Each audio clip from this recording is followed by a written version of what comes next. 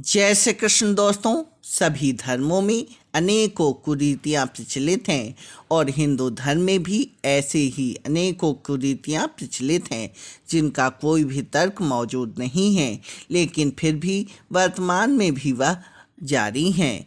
मृत्यु भोज भी एक ऐसी ही कुरीति है जिसे बंद किए जाने की आवश्यकता है। मृत्यु भोज खाने एवं खिलाने की परंपरा हजारों सालों से कायम है, लेकिन आज हम आपको बताएंगे कि आखिर क्यों मृत्यु भोज नहीं खाना चाहिए।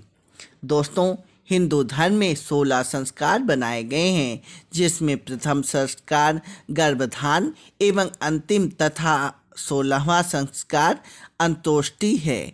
इस प्रकार जब 17वां संस्कार बनाया ही नहीं गया है तो 17वां संस्कार अर्थात 13ही का भोज कहाँ से आ गया है, ये इसका किसी को ज्ञान नहीं है। किसी भी धर्म ग्रंथ में मृत्यु भोज का विधान नहीं है, बल्कि महाभारत के अनुशासन पर्व में लिखा हुआ है कि मृत्यु भोज खाने वाले की ऊर्जा नष्ट हो जाती है। दोस्तों, महाभारत का युद्ध होने को था, अतः श्री कृष्ण ने दुर्योधन के घर जाकर युद्ध न करने के लिए संधि करने का आग्रह किया। दुर्योधन द्वारा आग्रह ठुकराए जाने पर श्री कृष्ण को कष्ट हुआ और वह चल पड़े।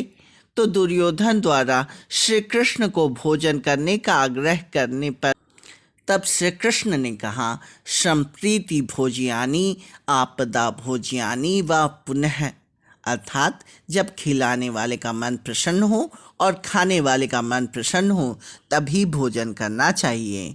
दोस्तों, अध्यात्म शास्त्र के अनुसार किसी मृत व्यक्ति के अंतिम संस्कार से संबंधित अनुष्ठान एवं समारोह इस प्रकार से आयोजित होने चाहिए जिससे मृत व्यक्ति के सूक्ष्म देह को उसकी आगे की यात्रा में सहायता मिल सके। दोस्तों, ऐसा हमें कुछ भी नहीं करना चाहिए जिसके द्वारा मृत व्यक्ति की सूक्ष्म देह की धरती पर उसके पिछले जीवन के प्रति आसक्ति बढ़े। आजकल समानतः अंत्योष्टि समारोह आयोजित करने का प्रचलन है। अनेक संबंधी एवं शुभचिंतक मृत व्यक्ति के निकटतम परिवार के सदस्य के घर एकत्रित होकर मृत व्यक्ति को श्रद्धांजलि अर्पित करते हैं और उसकी मृत्यु पर अपना शोक प्रकट करते हैं। प्रायः ऐसे समय पर भोजन परसा जाता है और मृत व्यक्ति के बीते जीवन पर चर्चा होती है।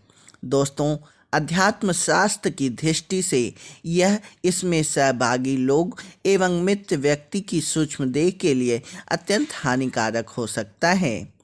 दोस्तों, मृत व्यक्ति के विषय में बात करना उसके सूक्ष्म देह की बारंबार परिसर की ओर खींचता है। आज के संसार में अधिकतर लोग रजतम प्रकृति के होते हैं और अत्यधिक अहम इच्छा एवं विभिन्न प्रकार की आसक्तियों से ग्रसित होते हैं। जब रजतम प्रधान व्यक्ति की मृत्यु होती है तब उसकी इच्छाओं और आसक्तियों में सूक्ष्म देह अटक जाती है, जो उसकी मृत्यु की यात्रा को आगे बढ़ने में बाधा उत्पन्न करती है। दोस्तों, जब हम मृत व्यक्ति के विषय में चर्चा करते हैं तो हमारी बातों द्वारा उस व्यक्ति से संबंधित रजतम की तरंगें वातावरण में प्रसारित होती हैं। इन तरंगों के कारण मृत व्यक्ति का सूक्ष्म देह बारंबार परिसर की ओर आकर्षित होता है और सारे वातावरण में भटकने लगता है। दोस्तों, अध्यात्म शास्त्र के अनुसार शब्द, स्पर्श, रूप, रस, गंध और उससे जुड़ी ऊर्जा एक साथ होती है।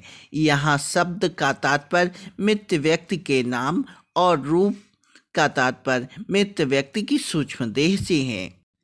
दोस्तों, मृत व्यक्ति के बारे में बातें करने से उसमें जुड़ी ऊर्जा की उत्पत्ति होती है जो सूक्ष्म देह को चर्चा स्थल पर खींचती है।